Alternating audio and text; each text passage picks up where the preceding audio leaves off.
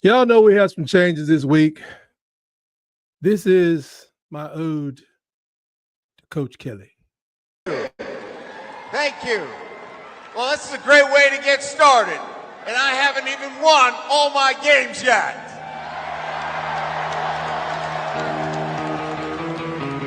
It's a great night to be a Tiger. I'm here with my family, and we are so excited to be in the great state of Louisiana, but more importantly, to be with great fans.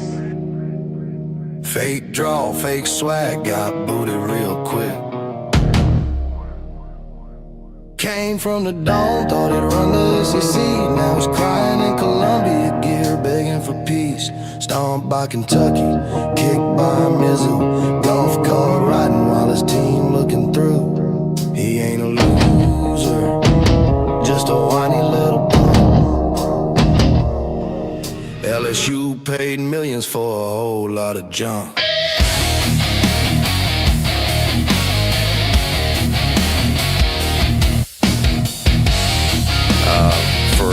We'll have a big bash at the end of the year at my place. Family, he said with a Cajun twist. I don't think it has anything to do like with a winning. Yankee trying not to get dissed. Basketball mic, fake twang in his throat. Whole crowd cringe, man, that accent was broke. Carpetbag Kelly, crawfish in his teeth. But he ain't from the bayou, he's from beneath. Danny Lewis got the moves, Kelly got the flop. Spinning in that video like a TikTok cop. Tryna hold recruits with a shoulder pop. But Banner took the boy, Kelly got dropped. Cringe on the timeline, fans said hell nah. Looking like a dad at Mardi Gras. Lost the opener, slammed the desk. Water bottle flew like his red grotesque. No composure, just a red-faced mess. SC pressure got him feeling that stress. Every loss he blamed the crew, but never once said that's on me too. Bring your Columbia jackets, he said with pride. Room went silent like it's playoff ride. Press ain't laughing, fans ain't amused. Kelly's punchlines always getting bruised. Trying to be funny, but he ain't that sick. Just another whiny little prick.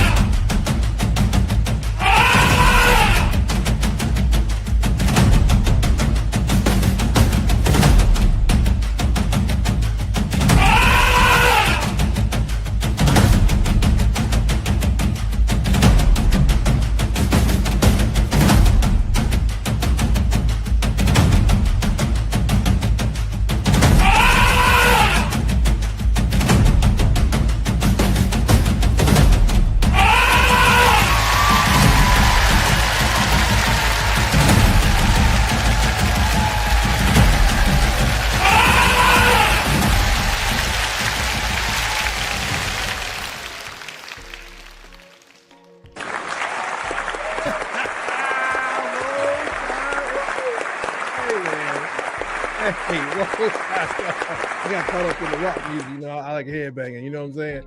Roll Tide and welcome to Tight Sports, the Alabama football megacast. Roll Tide to everybody that's joining. Thank you for joining me. A lot of changes going on, man. Thank y'all for thumbing over and checking me out. Tell everybody to lock me in so we can talk about the greatest football dynasty the world has ever known. Ever known. Anywhere. I don't care. Manchester United, they ain't got nothing on the Crimson Tide. Nothing. They need to go see about Chelsea. Anyway, lock me in. Let's talk about it. But before we get going, share a pound with a brother and drop that thing right on the subscribe button. Tell your folks about me, you know.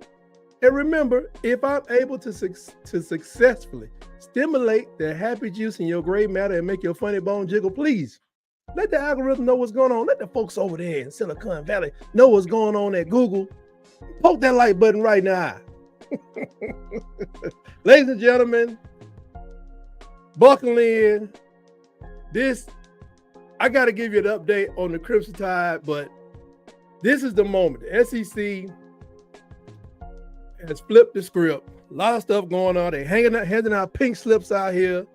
Pink slips attached to millions and millions of dollars of payments. Auburn finally did it. They finally did. They pulled the plug on Hugh Freeze. The man was sick. And in their case, maybe not a moment too soon, man. That man coached like he was still on dial-up, man. I don't know what was going on with you, man, but he was sick on one hand, but on the other hand, I found out today, listening to the Coach Jason Brown show, him and Smitty, Coach JB said this, I didn't. They said that man had a standing tea time on Sunday morning after games. What? I used to hear about Coach Saban told that. Matter of fact, it was Lane Kiffin. He said they used to have a meeting after the championship game. Whether they won or lost, there was a meeting 7 o'clock the next morning to talk about what went wrong. I mean, Freeze went into Jordan-Hare Stadium with a Bible in one hand and a burner phone in the other hand, and he leaves with that buyout check. And his legacy says, I almost beat Georgia once. Auburn fans didn't want that man gone. They wanted him erased like a bad tattoo. I had a tattoo, right? No, I ain't never got a tattoo. I'm too scared to get a tattoo. Anyway, and now the Plains, they purging it. Yeah, they're purging. AD need to watch his back. Everybody need to watch their back. The man cutting grass, watch your back. The Hugh Freeze era is officially colder than their offensive playbook. Now let's talk about LSU, because somebody down in Baton Rouge just lost their mind, in my opinion. Brian Kelly, yes, the same Brian Kelly who wins, most of the time 10 games a year. But he got fired, man, because he's just too mean. He's a big meanie. He's a big meanie, man. He be yelling at folks, man, just going crazy. Slapping water bottles, throwing microphones. I never seen him throw a microphone, but I have seen him chew somebody out for jumping when the ball was too high several times. He did not like that guy jumping to catch the ball. He yells too much. I mean, he has the emotional range.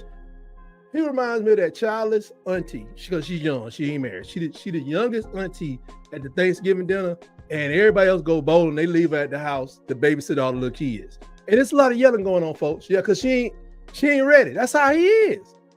Somebody just got rid of this man. I want to remind everybody, Coach Kelly, he has a 71.5, if I'm not mistaken, winning percentage. I think that puts him in top 50 amongst all coaches all time. And most of the people above him, they going on. They coaching at the big Super Bowl in the sky. They ain't here no more.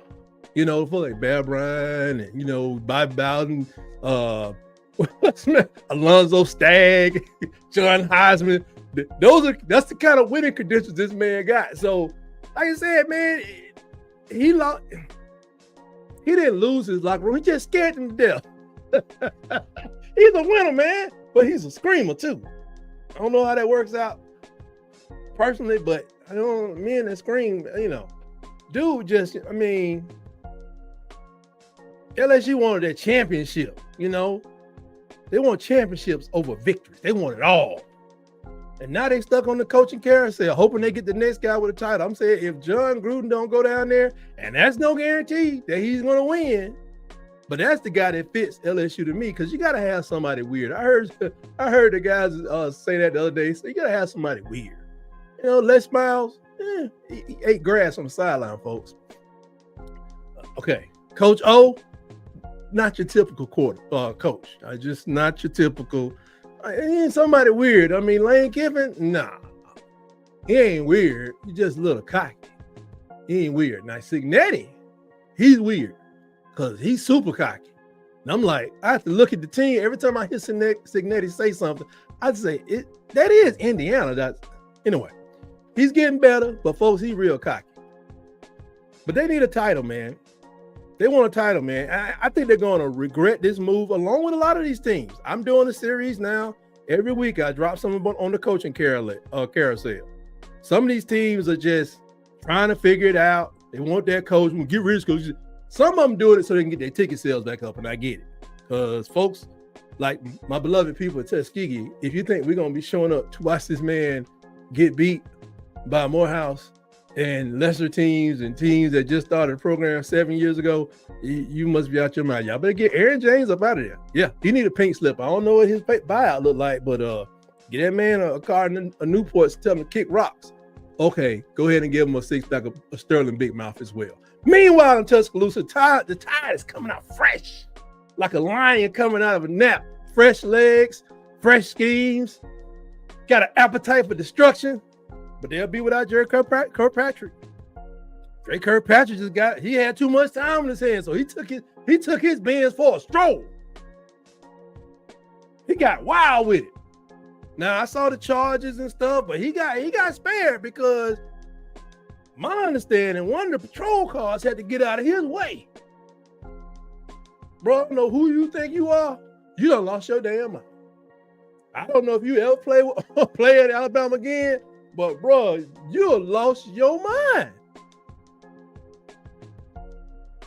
So the headlines are messy, but the message is clear. It's time to bury the noise and remind the nation, Alabama's not rebuilding. We're redirecting. We're re-energizing. It's time to go. This isn't just a game this week. This could be a reckoning. With Auburn cleaning house, LSU chasing ghosts, and Alabama sharpening up the knives, the swords, and the elbows. Trying to get healthy. So watch from the outside, grab your popcorn. If you're inside the SEC, grab your helmet. Because some of y'all gonna get concussions just by watching the football game against Alabama. Because the tide is rolling. And the rest of the conference is either like running scared or more or less running out of time. Because we coming.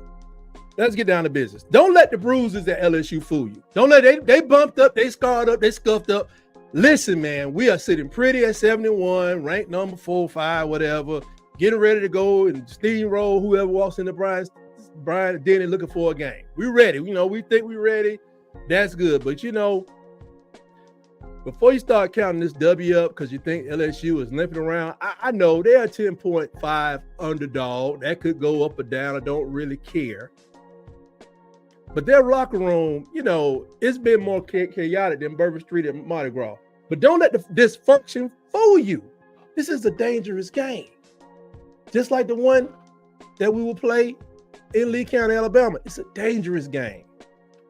Everybody, we playing most of the people at home, and some of their records ain't what they are. I even said it last week. I thought the beginning of the season for the first time in a long time was a lot tougher than the last half of the season. But that's to be determined.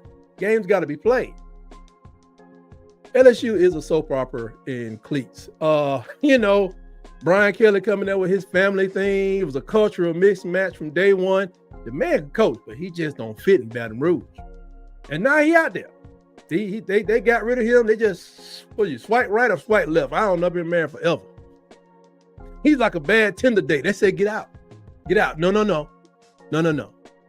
Don't worry about paying. I got this. Just get out. And he's radioactive right now.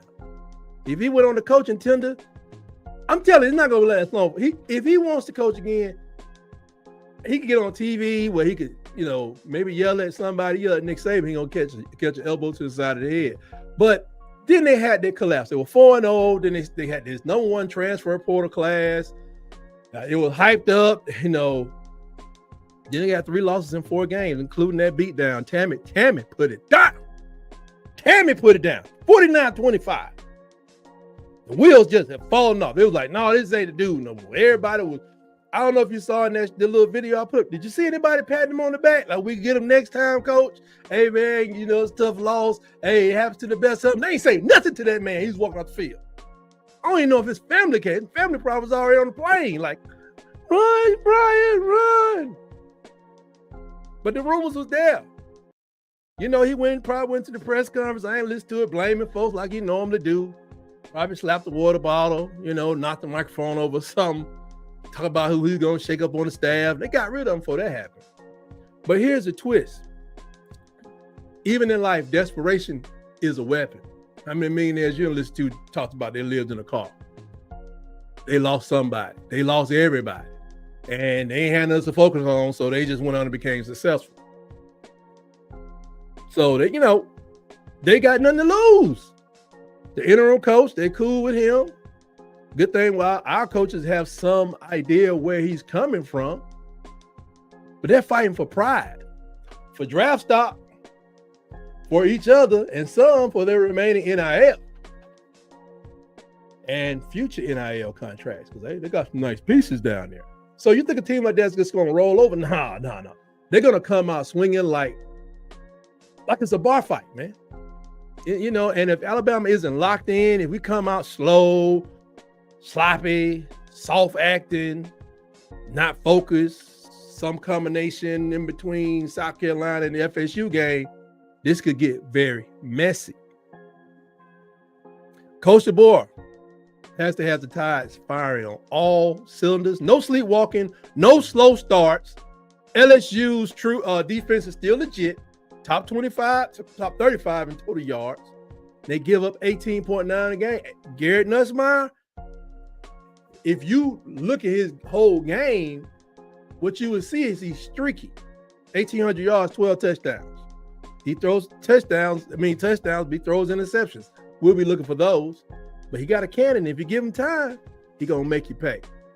Just looking at the game this weekend, they scored 25.5 points a game. I don't know how Alabama scores 34.4. I mean, they were much higher last year, LSU. They come in with 355 yards a game on offense. Alabama's at 410. Passing, we're at 291. They're at 249. To show you how bad things are at LSU, Alabama rushes for 118 yards. I was like, oh, that's pretty, you know, pretty pathetic. We need to work on that. Get that up to the 150s. LSU's coming in at 106. But see, I think either the offensive coordinator or the coach, they got a background in offensive line. So guess what I think we're going to see this weekend? More running than you want. We allow 18.3 points a game. They allow 18.9. They allow almost 200 in passing. We allow 163. So hopefully we can get an advantage there, but 200 ain't a lot. But I don't know. I can't say that number is probably up because of Texas A&M. Probably was pretty low for the majority of the year. Rushing yards, we allow 149, and that's where they get us. LSU gives up 134, and we got to get better. Not too many teams in the country can get us in turnover margin. We're at +6, still in the top. I think it was top 2 in the country, behind like a couple of teams maybe, because there's a lot of ties at the top when it comes to turnover margin. They're at +1. When it comes to time of possession, we have 31.42 minutes. They're about 2.5 minutes behind us at 29.18. So we have to be on our P's and Q's. Come this weekend, we need to be locked and focused. It's me checking in. Got the YouTube fix, Sling TV, Day Pass, sports package, $6. There you go. I got some other remedies. Email me and I'll tell you about it. He said, it's me. You called a pick 6, but he called a 5. Yeah, the Tennessee game, I was really hoping and praying that we could get a pick 6 when he got that pick 6, and we got a pick 6. I mean, I did feel good about myself. But this man, it's me. Not only did he call a 5-peat, and the 5-peat is that Auburn would go 5 years with a sub 500 winning percentage. Now, if I told you said at the beginning of the season, you'd be like, no. We're talking about spring. I don't even know when my show started. I think he did it after. I I think it came like February when we were still doing Iron Bowl debates or something. He called it. He stuck to it. I'm holding up 5-2. It's going to be a 5P. I need to do a song to 5P. That'd be good. Alabama's got the edge in every major category. You know, Ty Simpson's been surgical out there. 2,184 yards or 2,184 yards, 20 touchdowns, 1 pick. Nussmeier has a couple picks that he would love to have back. Defense is top 20 in scoring and against the pass, but the LSU defense, they are no slouch. These guys, Harold Perkins Jr., A.J. Halsey, they get flying around. They don't mind, sacrificing the body. Alabama must respect the fight, but finish the job. This ain't about sympathy. It's about strategy. LSU is wounded, yeah, but they're still dangerous. Alabama has to come out with bad intentions, no mercy, no let up, because if you give a desperate team hope, they'll turn your house into a haunted one. And that's what happened with South Carolina. South Carolina, I watched before and I said, they do that, we got them, but they came out just with reckless abandon. They blitzed like Ty Simpson had a cast on his arm or something, like his arm was in a sling. So Tide fans that go to the game, bring the noise, everybody be in place. Let's make sure LSU's last gas ends with a crimson exclamation point. Because it's going to be heated. Now, I will not be starting the beginning of the game live. I'm going to have me a little good time, and I'm going to kick in right after halftime, maybe right at the end of halftime. I should be good and sauced up at that time. Get ready to go. It's going to be a late night game, but it'll be hopefully a happy one. And now a few minutes about the ladies of the Crimson Tide. I didn't know they was doing this. SEC soccer tournament is going on. And SEC, the Alabama Crimson Tide ladies, they're kicking somebody's butt. They playing like they got a team. They like trying to prove something. South Carolina came in there ranked number 22, but they didn't mean squat to these ladies. They came in there with a chip on their shoulder and said, touch it. And as soon as they reached for it, they kicked them in the stomach. The match was tight. Alabama didn't flinch. They didn't fold. They found the back of the net and they slammed the door shut on South Carolina. Now they are moving on to the semifinals of the SEC soccer tournament. And I'm just saying, the midfield was ruthless. I used to coach soccer. Believe it or not, I did. I did. I didn't know what I was doing. Run, pass, shoot. That's all little kids. Church leagues. I couldn't even curse.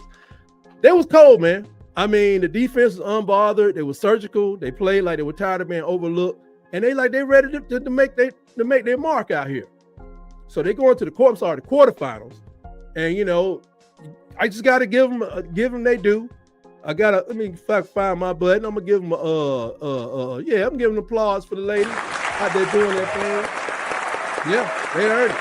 They earned it. The ladies are representing. And I'm going to get into this basketball season soon enough. But I don't know. I'm going to drop some on the basketball team because the ladies and men, they think they're out of their exhibitions and they're starting to play for real. But congratulations, ladies, that keep it going. Roll Tide to all of you. Now, I got to say, this next story comes from our what were you thinking category. So like, what? Trey Kirkpatrick, man, decided to go off script. Don't want to rest up, maybe study some film, do some light training, work on a couple of weaknesses. No. According to police report, the now suspended defensive back allegedly sped off in a black Mercedes when officers tried to stop him in Tuscaloosa. So basically the police officers tried to jam him and he did a slow-go. It's not funny. That's not funny. The police said stop. He kept going. Officers say they had to move out of the way as the vehicle bolted. No, I don't get political around here. But y'all know, man. Police, some police in certain instances, it be getting on. He is blessed. He whether he never plays football again, that boy is blessed. Or whether he never plays football for the University of Alabama, he'll play somewhere. He blessed because he could be getting taped up in the upper room. And I'm gonna just tell you, officer hires. If I was an officer, I'd be like Tackleberry. Y'all, if you ever seen Police Academy, I'd be like Tackleberry. I'm just sorry. You're not running no car toward me. Anyway, I leave that right there. But man, this is a headache that we don't need right now. We need him in the rotation. We need him making plays when it's time to make plays. And now he's not, he's off the depth chart. I don't know if he comes back. I mean, you're a history. You got a bloodline. Your dad's a legend, and you down here embarrassing yourself. Oh, hell no. And it just goes to show people, man, some schools, they're getting all this stuff, forget that. Alabama, you're going to have to earn your stripes with discipline, not drama, man. I don't know if this guy makes it back. I don't know how the boy deals with stuff like that. This is pathetic. It's ridiculous. And he can go and get in the port and go to Georgia. They do it every weekend. They do that every weekend. That's what the dogs do. They trying to rack up a body count over there, it seems like.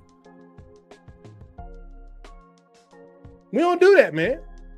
The boy has been preaching, shut up and do the work. This is the opposite of that. It's a distraction. It's not what championship teams do, or nor should they tolerate. I'm going to just call it like it is. Hey, man, I thought you was the man, blah, blah, blah. Hey, it's other folks out there that play defensive back. I ain't even trying to be funny. It's a lot of folks. I don't know what's going to happen. This is crazy. The team is surging, and you tripping. Get yourself together. The legal process is going to play out, but the message is clear, man. He's not on the team. You trying to outrun accountability in a doggone Mercedes-Benz. Were you high? Were you carrying something? Maybe you had, but why were you doing whatever you was doing? Raise your hand if you think he was making $100,000 this year or more. Not to mention, unlike other people coming from the trailer parks and the government housing and some really crappy situations, that wasn't your experience. That wasn't your experience. You ought to be ashamed of yourself. Ain't nobody gonna be chasing your ass around a damn county jail. You're just gonna get replaced and we're gonna move on. There's a precious thing you had, an opportunity to play for the University of Alabama in the SEC in the year of our Lord 2025. Boy, you'll run a trench around the stadium before you play again for me. That's crazy. He thought he may try to, speed away from the trouble, but you in a Benz, you got a tag on it. Probably ain't a lot of business that they're like yours. Probably not even playing the same music. Where do you think he was going, man? And Lord have mercy, I don't know what you think he was throwing out, man. The forensics, I don't even want to talk about it. If you run that hard, I don't believe you was just speeding. I don't think you was just drinking. I think you was into some bull crap. But when they get them lab techs up in that car, God bless you. God bless you. Boy. So he's out. And Coach the boy gave I had a message I want to get to. Yep, Big Dean. What up to you, Big Dean? Roll Tide. The O-line really needs to step it up this game forward. That's right. We have got to get balance on both sides. That's an interesting point. I don't know. I know why, but Coach Kapolovic and Grubb, they've been playing a lot of linemen this year. But I remember under Saban, they would lose. Somebody would twist their ankle and the line would be messed up for the rest of the year. But we are intentionally playing I think 7 to 8 people last game. Geno should be coming back because their left side didn't look right last game. We persevered, but I don't know if that's what broke the offense down. Even in the press conference, Coach Grubb said it wasn't even he couldn't explain. He said everything in the run game against South Carolina just failed, whether it was pressing the hole, holding the block, hitting with the right velocity. All he said, every facet of the run game just did not click until the very end of the game. And it's come to time, I guess, when you got to kind of narrow down how many people you're playing on the offensive line. I mean, I never paid attention before I started this show. I don't know if same 5 people played for Saban the whole time, but I'm thinking that's pretty hard to do. But I've been told 8 to 9 is kind of high. So maybe going into the bye week, they'll go to something like a 7-man rotation. But think about this, Big Dean. If you win a championship, y'all do realize this is the midway point. So playing all those people, it might be a good idea because you kind of saved them up. I mean, if you want to win a championship, I'm not calling no thing, but if you want to win a championship, you got to win like, what was it, 12, maybe 13, plus 3, 16 15, 16 games? That's a lot of games. And we're on game number 9 right now. So it's a long season. So maybe there's some strategy behind what Kalen DeBoer is doing. I kind of lay off Kalen DeBoer because everybody say he ain't the one. Just heard Nick Saban say the other day, the coaches of the future, he did a comparison. Y'all may have heard it, where he compared the NFL to the college. He said everything in the NFL is siloed. The owner's in there with the GM, with the money men, and they're all making decisions together. And they can tell the coach sucks. They can tell that the accountant guy, he sucks. He needs to go, and they work together. In college football, you got the coaches, you got the AD, you got a general manager, you got boosters out here. You got a lot of fans buying merchandise that do mean a lot. When that ticket sales, that merchandise, everything is just all over the place. It ain't siloed. And usually with the team, with an NFL team, you got a man at the top calling all the shots. So is Coach DeBoer the person that can bring all those entities together and work as a team, moving the team together? So I don't know. Them playing all those linemen says he's doing something different. And his personality and him having to toughen up a little bit, tighten up, get fired up a little bit. I don't know. It may be the secret sauce. It may be the goatness of the future. I don't know. It's just different. I'm glad to have him. And maybe he's the man you need. Because like I always say, in the NIL era, you can't lie to these kids no more. And you can't dog cuss them if they don't have any kind of connection. I ain't saying respect. A connection, which is harder than respect, a connection with these players. And Kelly, he ain't connect, but he sure cuss like my auntie. My auntie don't curse, but I'm saying he got like a man. He just every time he got his hands on his hip, be fussing at people. People at Notre Dame tried to stop him, told him he needed to do it, but here we go. He got to have that connection. But speaking of connection, Coach DeBoer was talking about the injury list. As I just said, Geno Vandermark, they said he should be back this week. He's been day to day. I don't know what actual injury he had from the previous game before South Carolina, but he should be back. And on the left side, they definitely need him. Danny Lewis, he's on the mend. He's been limited at practice. He's definitely has been a red zone problem for defenses in the past, and hopefully he can be a red zone problem for LSU. Good news, redshirt sophomore Q Rusall has been working out. I like that's what I want to hear. So, that dude got a motor like one of them Chargers, them things I be trying to avoid on the road. So stop feeding down the street, lady. He's recovering. They thought he would be back for the LSU game when he first got injured, but with Keon Keeley stepping up and with Yanzi Pierre stepping up, maybe we can get him over to the Oklahoma game and let him loose. Cause I can't wait to get like Keeley, Rusall, and Pierre coming at you every play in some 2-man rotation coming up there. That is crazy. Them dudes is crazy. I don't want to be a quarterback for the other team. I don't even want to know the quarterback. I don't want to be like, man, you see what they did though? But no, man, but hopefully he'll be back soon. I know he had I think he had something. I forget what it was. Broken bone in his foot, or he had to have a tight work. These surgeons, I can't keep up with all of it, but they say he's working out, working with the trainers, and everything's going fine. T-Town Media, what's going on with you? What's up? What up, bro? It is definitely LSU hate week. I hate them. I don't like them. They got a tiger that looks emaciated. They need to let that tiger go back to Africa. It don't belong nowhere in Louisiana.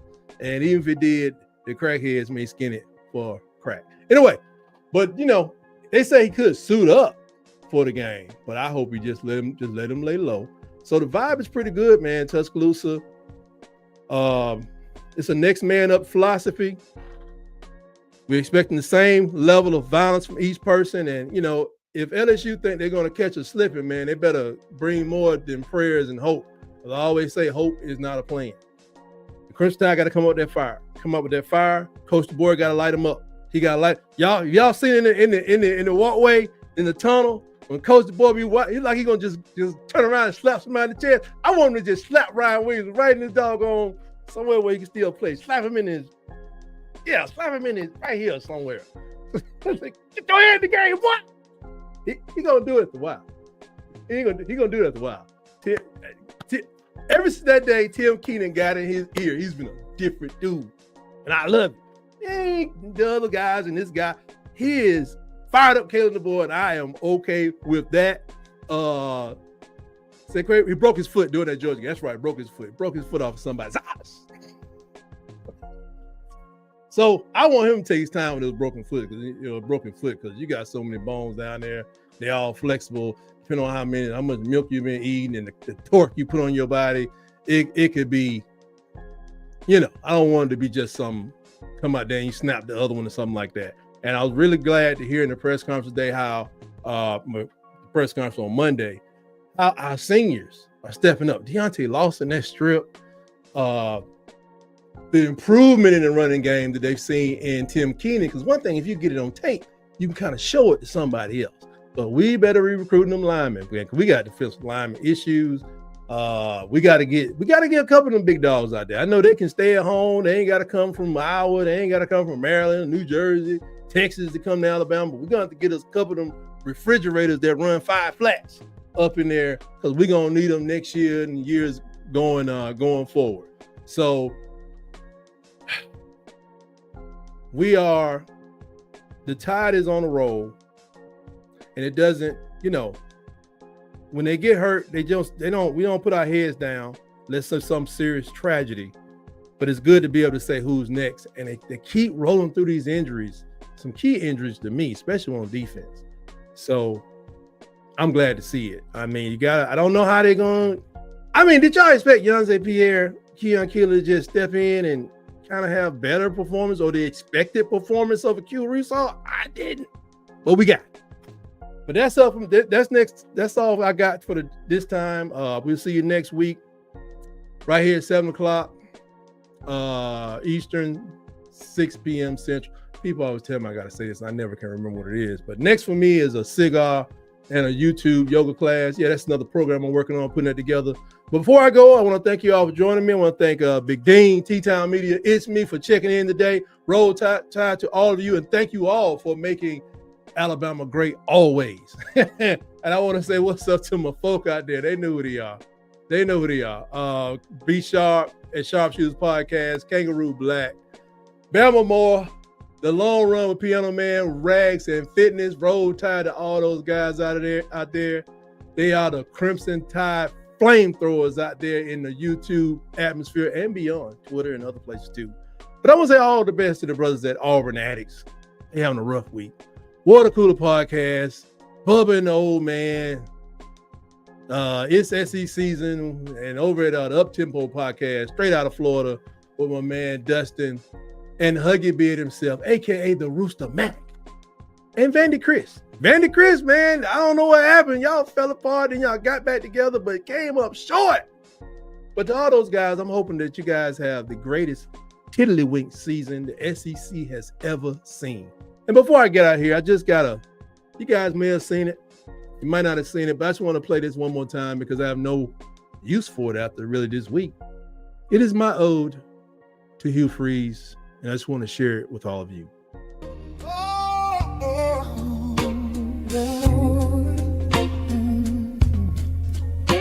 Hugh Freeze, back in 15, you were so strong.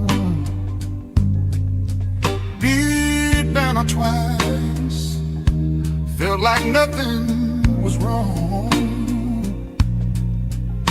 But then the phone calls started coming out the blue. 900 numbers on old Mrs. Bill. Boo. The scandal hit. You were out on the street. Said goodbye to the SEC, tasting sweet defeat. War Eagle is crying. It's the end of the road. 19. A terrible low. 6 and 16 in the league. You got no chance. You're fired after losing to a Kentucky dance. How can you walk away as your team is getting beat? Oh, but your golf score is now low. You can't be discreet. Is he gonna be teaching lessons? Became Liberty, a 3-year affair. 3 years in Liberty. Beating up on 13th grade. 13th grade. No pressure there. You got your new contract. Back to the big boys you flew. Auburn hired you. What were they trying to prove? I know what they were trying to prove. For 3 long seasons, we watched the train wreck slow. Your win percentage Was dropping down so low. God bless Auburn. For this Thank you, Auburn. beautiful gift. Another middle-aged golfer. For a weekend Us trip. the people that He'll go. hustle the hackers with his new low score. And his lightly used players will soon hit the portal door. Thank you, you freeze, for not on, Cam overworking Coleman. our foes. Come on, Kim Tenure Coleman. was short. As the Keep with the whole nation knows, War Eagle is crying. It's the end of the road. Hey, folks, that's all I got. I have fun. I'm just kidding, man. That dude, he gonna be all right. He gonna be all right. He got like 16 million to take that bullet to the back of the head. And always remember, roll, tide, roll.